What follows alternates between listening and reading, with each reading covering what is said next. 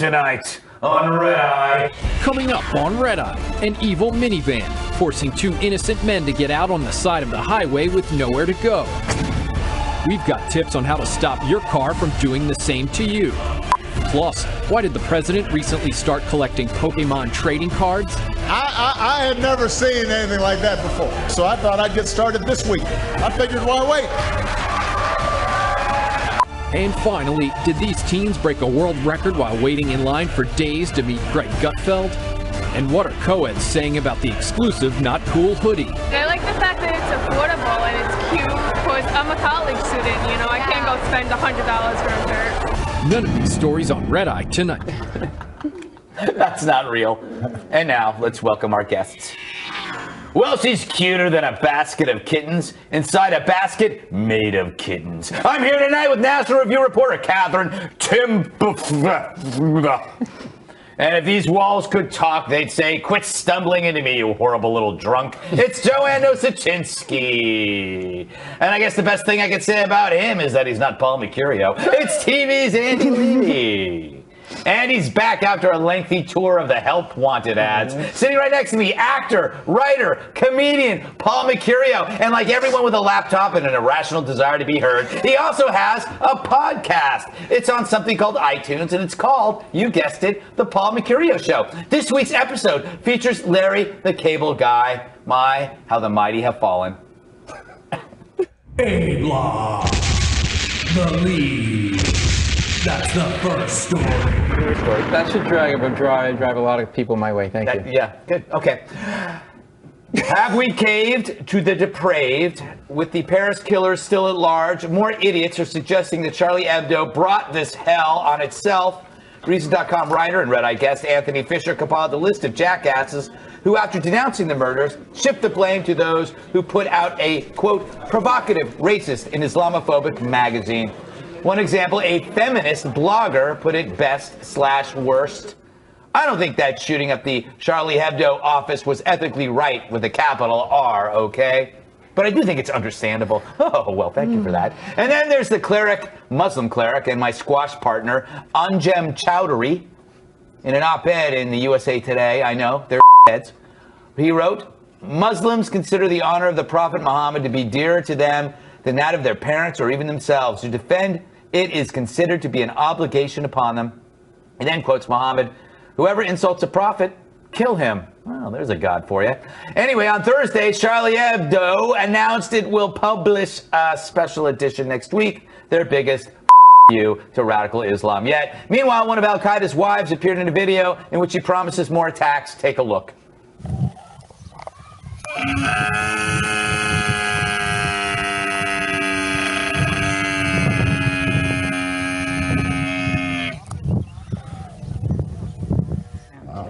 He's on my podcast next week. Oh, really? Suddenly I feel bad for him. Hey, Catherine, the Muslim cleric blames the French government for not stopping the magazine from provoking Muslims. Does he have a point, and is that point stupid? Oh, yeah, and, you know, totally. If you make a cartoon someone doesn't like, you can totally expect to get your face blown off. That's the way people... It's crazy, because... It's one thing to, you know, say that you can't make fun of anybody. That's suppressing free speech. It's a whole other thing to say you can't make fun of this one group because they might want to kill you. That's literally handing power to people who want to kill you and only to people who want to kill you. I don't see how people don't understand that, but I guess, you know, there were a lot of microaggressions in the cartoon. Yes. Could see how, you know, no, you can't. I don't know how anybody can actually say this stuff. It's ridiculous. So, Paul, the French newspaper had this one group that wanted to kill them. You know what this feels like, except it's many groups. Usually your audience, after your terrible jokes fall flat. Like that one? No, but you are a performer. Yes. This is what you do for a living. Yes. You must have some strong feelings that are articulated well in your brain that you can probably formulate. Did you get shorter since I've seen you last? No, listen, there's obviously, you know, you wanting the French government to clamp down on this would just make the French government an arm of the extremist Muslims, okay? Good point. And this goes back to, remember Piss Christ, where there was a crucifix, okay? And the APs didn't want to show that picture. And the APs pulled all these pictures. So the AP, because the AP said they don't want to be deliberately provocative with photos. Yeah. Well, there's another term for deliberately provocative photos. They're called news photos, okay? Yes. We don't want to provoke anybody into understanding the news. So people are starting to cave, and I think the interview and what happened with the interview and Sony and the theater's not showing it emboldened these people to do this. I think they saw that there was some caving to threats, and it sort of gave them the oomph to do this. That's an interesting point, and it does. The argument that if you show the photos, you're going to endanger your coworkers. I said this on the 5. It's like it's not like they're going to pull back if you don't show the photos. Right. They're already going to kill you. They're bad guys. Yeah, okay? ISIS They're is not like, okay, well, you're so sweet. Let's go to a party together. Yeah, when they kidnap somebody from wherever, and they go, oh, wait, did you show the photos or not? That's not going to be on the list. Joanne, when the cleric said he was quite honest about his view of Islam, that if you slander Islam, you die. At least he's being honest, right? He's not saying it's a religion of peace. Yes, but that doesn't make it okay. No, I understand.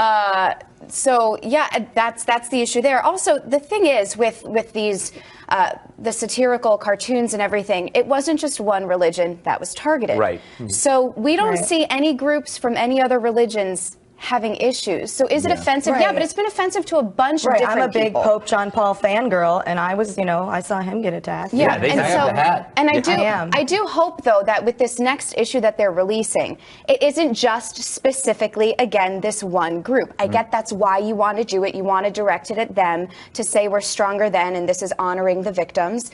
But again, it should include everyone because that's what good satire is. It focuses on lots of different people. And blaspheme should be, no one should be invulnerable to blaspheme, especially when what you're blaspheming is a belief. It's a faith that no one else has to actually carry. Therefore, their one man's blasphemy is another one's belief. Okay, Andy, I'm going to posit please a theory to you that I disagree with, but I was thinking about this today. Okay. Because I was thinking about that movie with Patton Oswalt, big fan. And I was thinking about what if you took it out of the realm of religion and put it into sport? So you're a rabid Oakland Raider fan, and for years I'm just sitting there like in big fan, just constantly harassing you, telling you that the Raiders are awful, and then I taunt you, and I also know you're crazy. I know you're crazy about the Oakland Raiders, but I keep taunting you, telling you horrible things, and then finally you just say, screw it, I'm going to kill you. Right. Is that like this? I have talking points that I would like to get to. So I'm just I was trying to come at this from a different devil's advocate. Is this a 2-part episode based on the link to that question? Stop listening halfway through. I have no idea. Is it that bad of a question? No, I'm thinking. The gears are turning. No. The thing is as I said last night, there's no exception for religious belief. Yeah. Just as there's no exception for political beliefs, there's no exception for sports beliefs. Right. That's my point. It is the same thing. But right now there's all this but going around. Right. I support free speech, but no, you don't. Then you don't support free speech. Killing extremists or killing cartoonists is wrong, but there's no but there. Paul Mecurio is a lousy comedian, but there's no Wait a minute. There's no but there. I'm right at the table. Are you, though? According to the Moscow Times had an article saying that the main Muslim leadership group in Russia says, and they're doing the same thing. They say, although terrorism is indefensible, but they say perhaps the sin of provocation is no less dangerous for the preservation of peace than the sin of those who are capable of succumbing to that provocation. Insulting the feelings of the faithful is unacceptable. There's only one proper response to that, and it's go yourself. Yes. I mean, it literally is the only proper response. But you could have not used the F word. But you have to. I honestly you have to. Oh, now that's four. No, I honestly think you have to in a situation like this. But another thing I pointed out last night, though, this insane belief that insulting people's feelings should be against the law. Let's not pretend that this is limited to Muslim extremists. Yeah. Some of them may end up killing people, but the against the law part is it's around. It's around. Nick Gillespie noted at Reason on Thursday, a poll taken last fall in America, 36% of Americans support hate speech laws. Only 38% oppose them. This honestly scares me more than a terrorist attack. Criminalizing offensive speech, Europe's already gone down that path. Right. To me, that's a far greater existential danger to freedom than terrorism But some of the networks and like AP, they're kind of caving to this, right? Yeah, and yeah. Sony, it's sort of across the board. And, the other thing that these extremists always point to, like Chaudhry, is, certain parts of the Quran they like to cite to bolster their point of view, but others they don't. Because there's another part of the Quran that says, thou shalt not have a voice louder than the prophet. And you could argue that when you're blowing people up over cartoons, that you have a voice that's louder than the prophet and not what was intended in the Quran. You're a secret Muslim. You know what I'm saying? I knew it all the time. And what else is fascinating to me is that witnesses say that these terrorists yelled, you can tell the media that it's Al-Qaeda in Yemen. You're making it pretty So, clear. I mean, you're making it clear that you're trying to spread fear throughout the world. This isn't just about religion. This is about an act of terror. But the cartoon was kind of mean. Yeah. So, I mean, They should have made come on. T-shirts so they didn't have to yell that out. Yeah, that's true. It saves Signs. a lot of time. Exactly. Yeah, All right. just a little list. Calligraphy. Do I have anything else I want to add to this? I think we've gone over this Don't you quite have well. another 7-minute question? No, you know what? That hurts. The zoo said F you. On Groundhog Day last year, New York Mayor Bill de Blasio, yeah, he's still here, famously foreshadowed the mess he'd make of the city by dropping the Staten Island Zoo's crawly critter, which later died of internal injuries. That's right. The mayor is a murderer. I believe we have tape of this or that.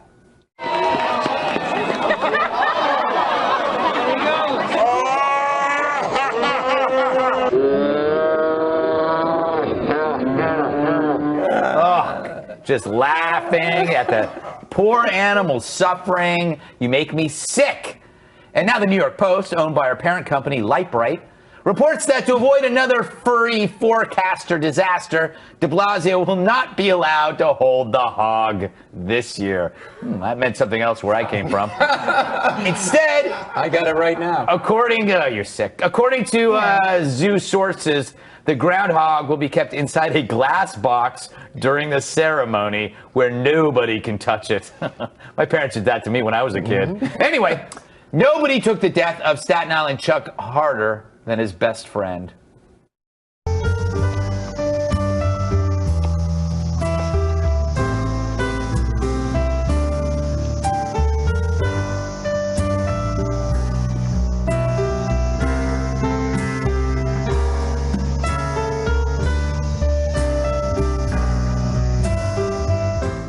That's like the end of a sitcom I would have watched when I was 12. I just hope the glue wears off. Yes, exactly. It was great. He was actually watching a dogfight. All right, Paul. How has de Blasio not been impeached yet? He only has been in power for a little while. He might be the worst mayor ever. A year. I know. But well, here's a guy who's been criticizing the police about brutality, and he takes a photo op and turns it into an adorable crime scene. Yeah, that's true. You can't blame the guy. He's just getting ready for his post-mayoral life. He's 6'6". He's playing Lenny of Mice and Men. Oh, really? Yeah, all right. I get it. You were because he killed the animal, just like Lenny By the way, did. that animal's kind of a only fell about 3 feet. Yeah, How but did he die falling 3 feet? Because de Blasio was wearing shoes with spikes on them. Maybe arsenic poisoning. I don't know. Beforehand. On its way down. Yeah, that's true. Could have stopped on the way. Nice little tablet. All right, Catherine. Isn't this kind of a foreshadowing of how this was going to happen? Shouldn't we have seen this coming from him the way the city is now?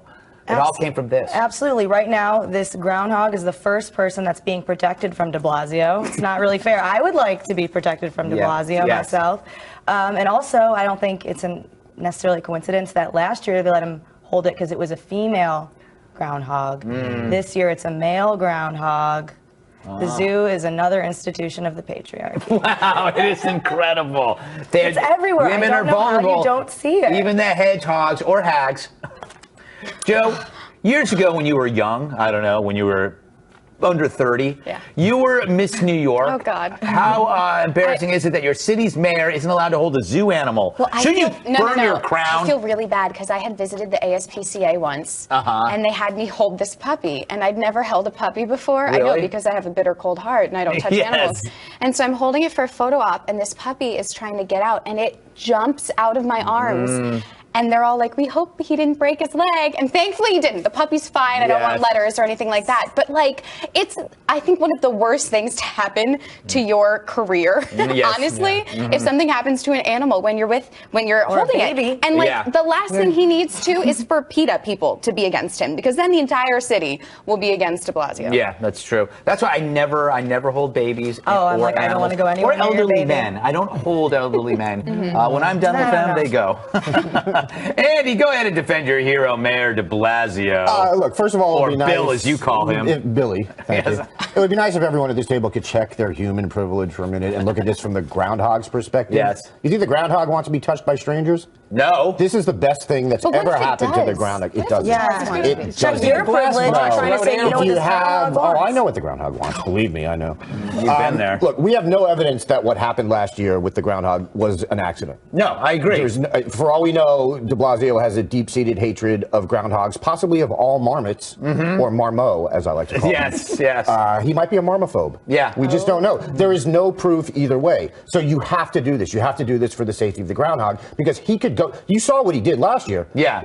With the laughing. Yeah. He could just snap again. You don't know. It could be a false flag operation. It could. A distraction. Something was going on that day. We were so focused on the dead hedgehog that we missed everything. I hear he's got extra security because other groundhogs have it out for him. They're stalking him. I would not be surprised. When they told him he couldn't hold him, they said, could I at least get him in a chokehold? Oh, really? But their arms aren't long enough. Don't do that to me. What? Their Silence? arms are just tiny. Silence is better than a courtesy laugh. Don't not laugh at my jokes. Yes, how dare you? Really? Come on. Oh, my goodness. At least I'm not shooting you. I miss you. Joe, you were saying something. Well, I was saying that they have tiny arms, so they can't actually fight anyone. That's true. If they carry knives. Do they? You never know. I do know. I have no idea. All right. Neil Cavuto. More like Neil Cupid. Oh. Goodfellas star Paul Sorvino and Didi Benke were married 2 weeks ago. Yay. We were crying when we heard the news. And here's what's really magical. They met on a certain 4 p.m. business show on Fox News Channel. On Thursday, Neil had the couple on, apparently to throw their love and happiness in our faces. You know, I can now add matchmaker to my resume. Yes, actor Paul Sorvino and political commentator Didi Benke. They met as guests on my Fox Business show. And now, of course, I want to know why I wasn't invited to the wedding. We're going to find out. He's hitting that? Cable restrictions prevent us from showing what they later did on top of Neil's desk. Red Eye has also been a matchmaker, however, over the years. It's true, quite a number of guests have met on the show and ended up together, like John Bolton and Skunk Baxter. Their love grew like an unkempt mustache. Look at that. Another couple met on Red Eye. Paul Mecurio and the Love Bot. I still think Love Bot could have done better. Yes, I can't tell the two apart. Finally, these two. We brought them together, and I still reserve the right to tear them apart. Yes, it was a little cat and a giant horse. It was quite awkward to see them make love. Coming up. It gets me excited. I bet it does, Paul. Shrinky dinks, child's playthings, or a demon science sent to warp our mind. But first, our long lines at women's restroom sexist. Well, that's why I order everything online.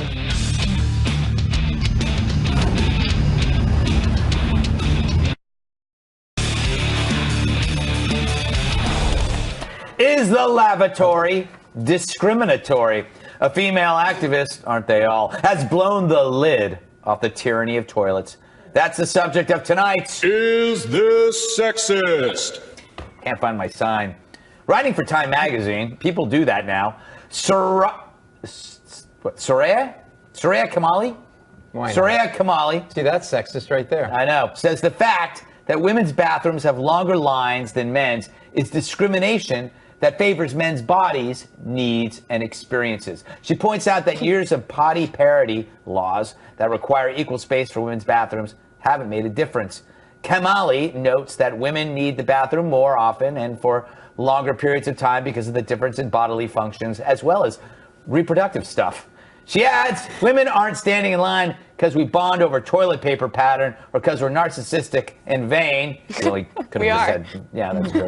We're standing in line because our bodies like those of trans and queer people, have been historically shamed, ignored, and deemed unworthy of care and acknowledgement. Thank you, Time. Anyway, if you think the women's line is long, check out the line for the guinea pig bathroom.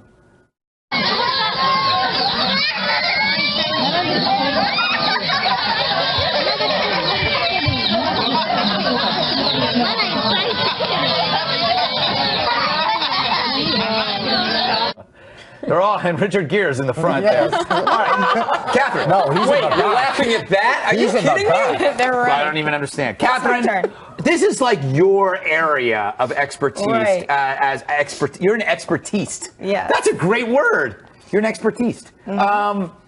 What do you make of this in your, this is happening a lot. Women are attaching the word man to a lot of things. Yeah. Mansplaining, Manspreading. manspreading, and now we have, wait, that's a different story. Man's bathroom. Man's bathroom. Yeah, that's what you meant. Yeah. This. Yeah. It's a medicine. Bathroom one. This was such a long piece. It was so long. And it's like, okay, cool, but what now? What does she want people to do? She wants to shut down every building, shut them all down, rebuild them so the women's bathrooms are bigger. You know, have people looking out, seeing if there's any women in line for the bathroom. You know, cite the building, have it closed down. I mean, what does she want? Just finding things to complain about, because there's actual real problems that have potential solutions out there in the world, and you're writing a bajillion words about how you don't like to wait in line for the bathroom. And by the way, she has never seen a men's bathroom. I have seen a woman's bathroom.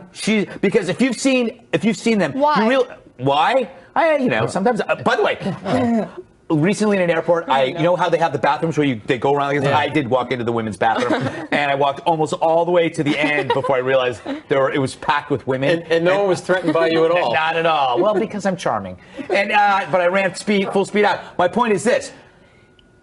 Your bathroom is better. It's always been better. It's always been cleaner. And what she's discussing as a biological imperative, apparently, means that it can never change. You can't. What are you going to do? You could get attention from feminist internet if you write something like this. Yes. You discovered something else that's sexist. Yeah, exactly. Awesome. Way to go. And that's pretty much all it has to be about, right? Because you can't be looking for a solution. So what are you doing? Yeah. Trying to prove that you're not as culturally aware as I am. And I think I'm noticing more things that are sexist than you, and that makes me a social justice hero. I mean, I'm so annoyed. Shut up. Well, it's also just another.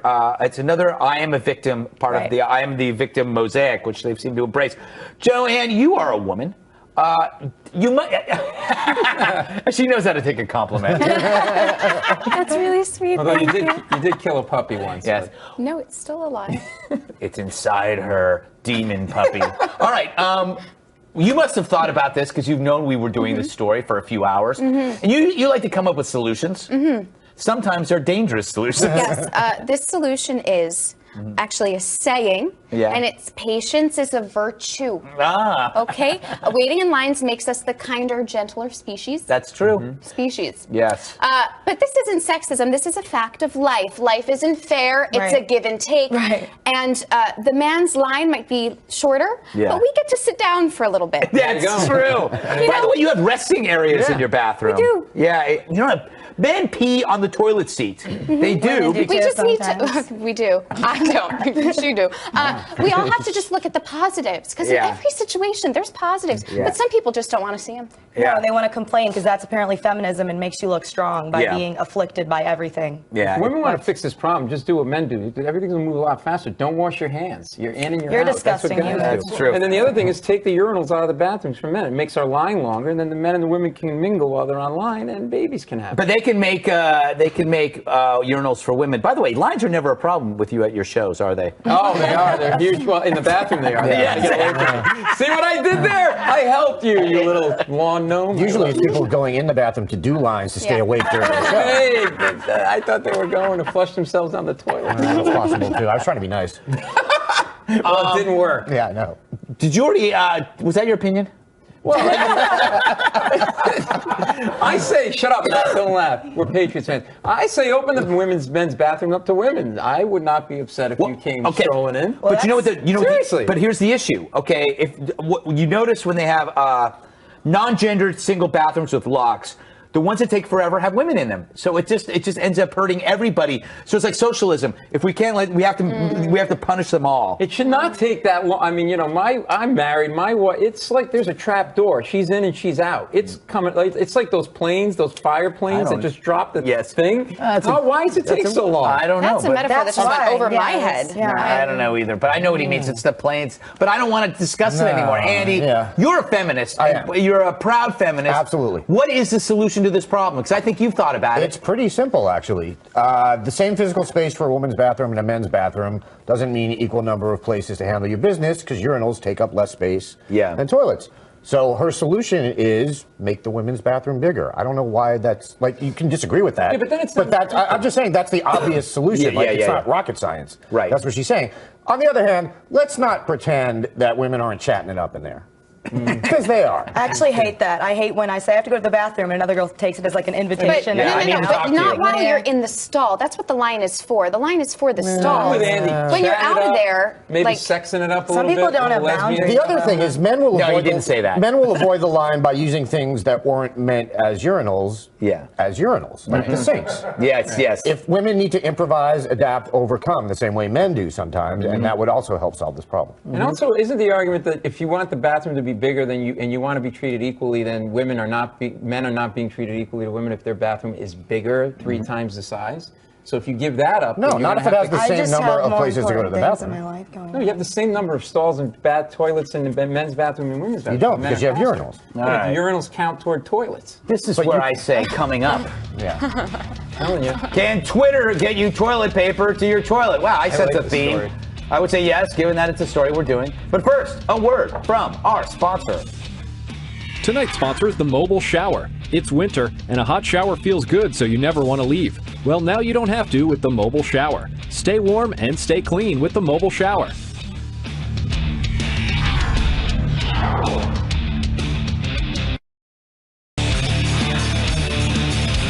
He sent a desperate tweet from a toilet seat. I speak of a British teen who ran out of toilet paper while traveling by train to Glasgow, Scotland. Ooh. Yes. When 16-year-old Adam Greenwood realized his dire situation, he tweeted, I've just had a reasonably large poo and there's no toilet roll left on the Virgin Trains 9:30 train from Houston, I believe. That's Houston to Glasgow. Please send help. Minutes later, the Virgin Trains Twitter account responded asking, which coach, Adam? After replying, a train worker brought him a fresh roll. This is a happy ending, so to speak. The magical moment was caught on the train security camera.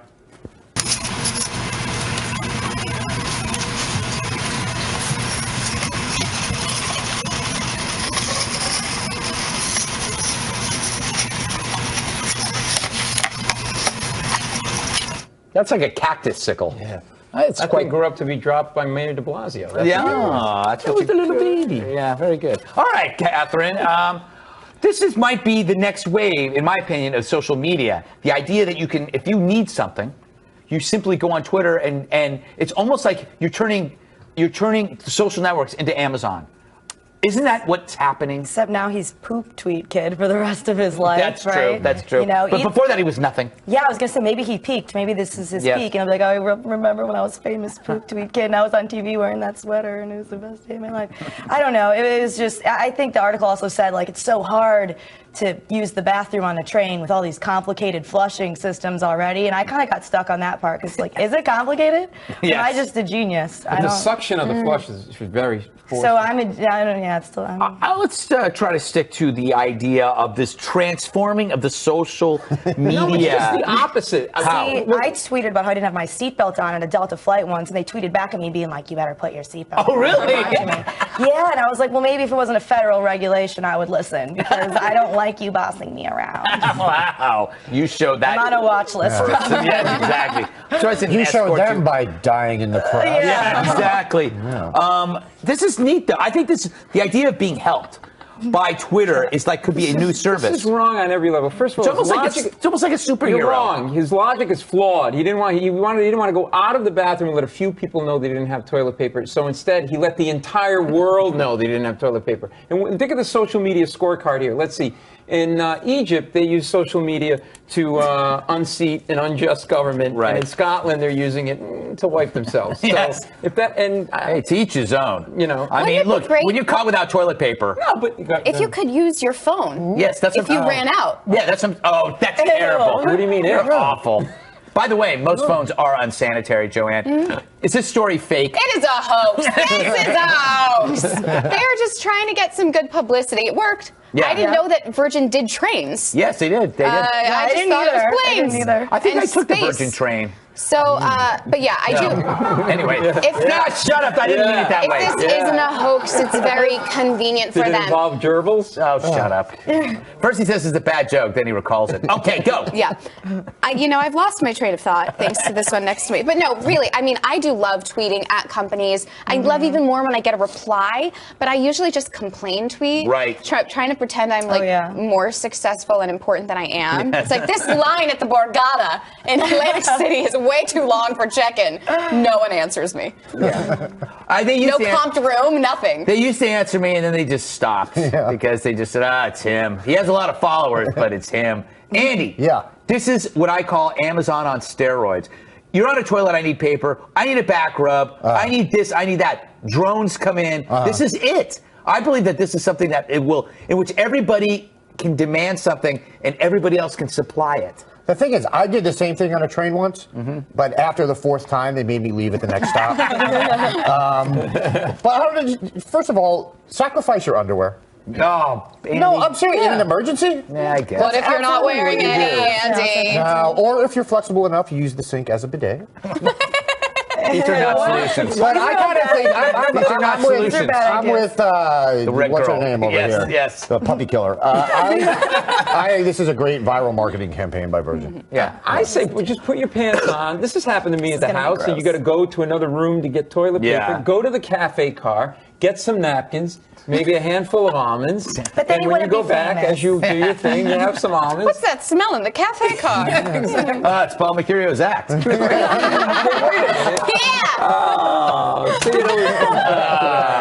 dying of cancer, by the way. Oh, no, you're not. We're dying from you. Wait a minute. He killed, then almost. Why did you pick this story today? For you. Oh, God. Well, actually, it's kind of a serious story. A Seattle-based comedian was beaten with a baseball bat while hosting an open mic. It's not funny. Look at the poor guy.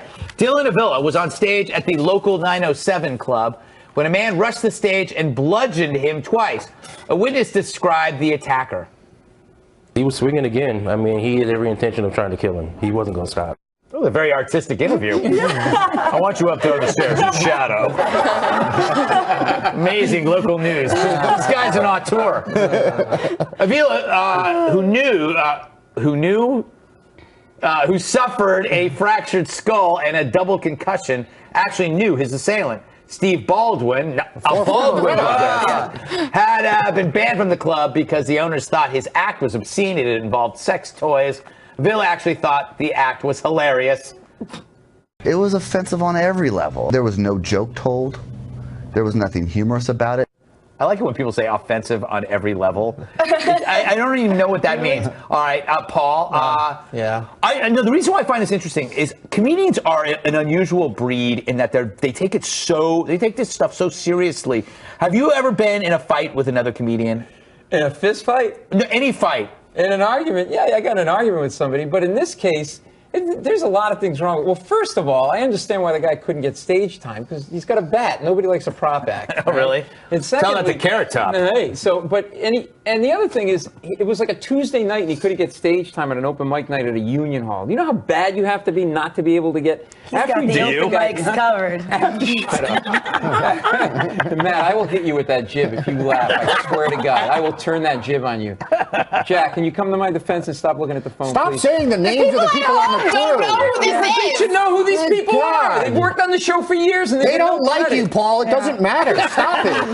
They're never gonna like you. See, I knew this He's was trying to get somebody. You only assigned this so that you could pick on me. I know. No, it's like when you pretend like you're a regular. You're like, oh yeah, Matt over there, Jack over there. Yeah, you remember me.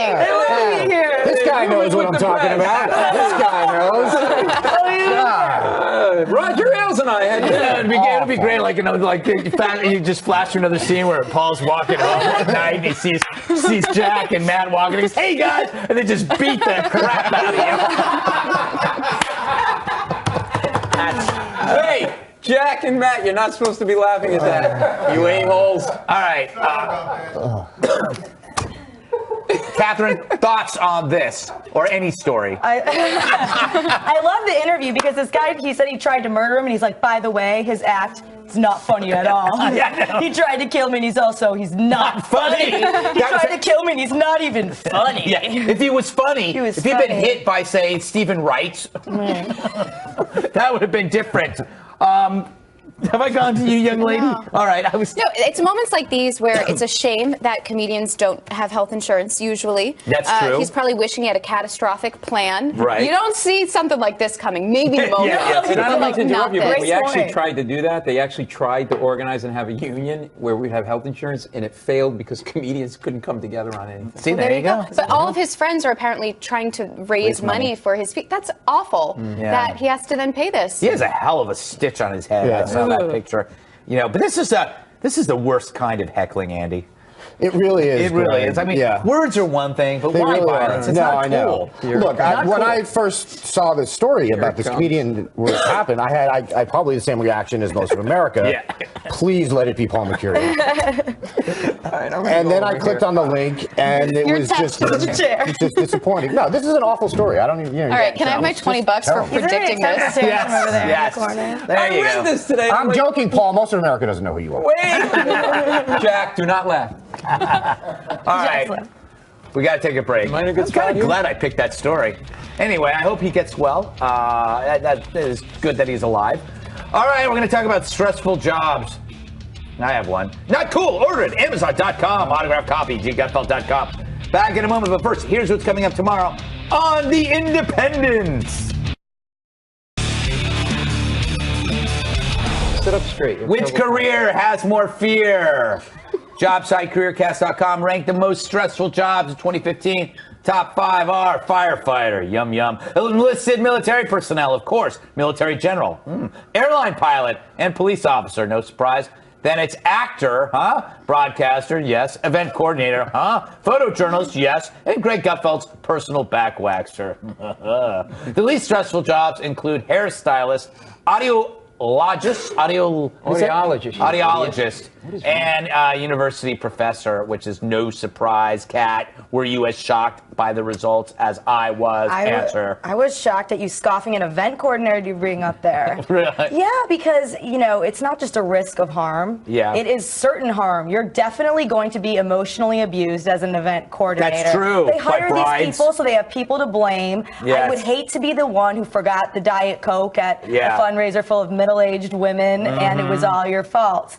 I bet you that event coordinators have more Xanax prescriptions than firefighters, cops, or whatever the other third one was combined. That was an interesting point. I didn't see that one coming, Paul. What's more stressful for you, being a comedian or not being a comedian? I'm sitting next to you. Yes. The person that I think has the least stressful job is the person that creates this list every year. Yes, true. Let's see, a cop, a military person, a firefighter, clearly the most stressful jobs. Like, what's it like? Hey, I got to do the list. Cop, firefighter, I am done. I mean, I don't know. Mailed it in. Mailed it in. But the point is, Joanne, is that basically these professions, the most stressful are also the most heroic. These people are doing amazing things. Big risk, big return. That's true. The new voice. You should be on FBN. That's my broadcast voice. I'm trying something else. What do the stocks look like? Oh, it's a bull market. Bull market. The bear is coming. I have no idea. They left one out.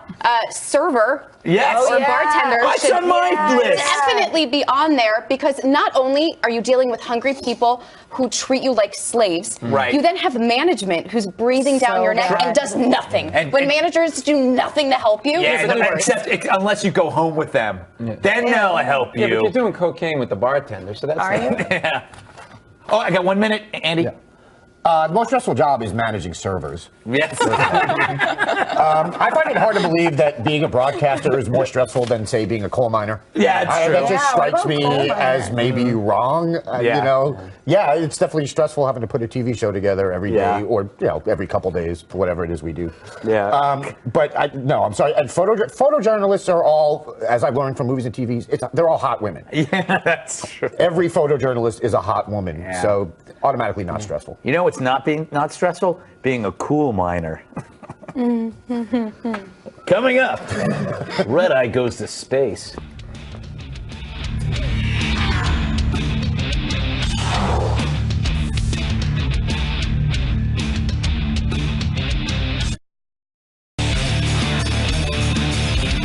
In the suburbs. I'll be on O'Reilly Factor Friday, 8 p.m. Eastern. Tomorrow, we got Rob Long, Carly Shimkus, and John DeVore looking like Bigfoot. E-Block. Last story. That's the last story.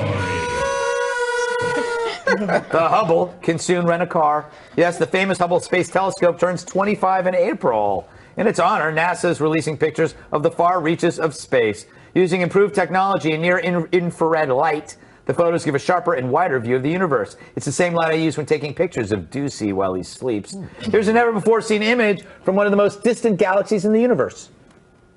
Oh, that's amazing. And here's a picture of a distant region of space.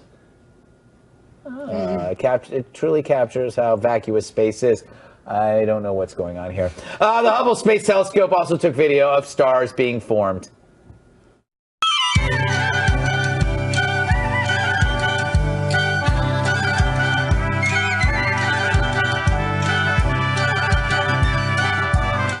I promised I'd put her in the show somehow. Anyway, Catherine, you amazed by what's out there in the universe?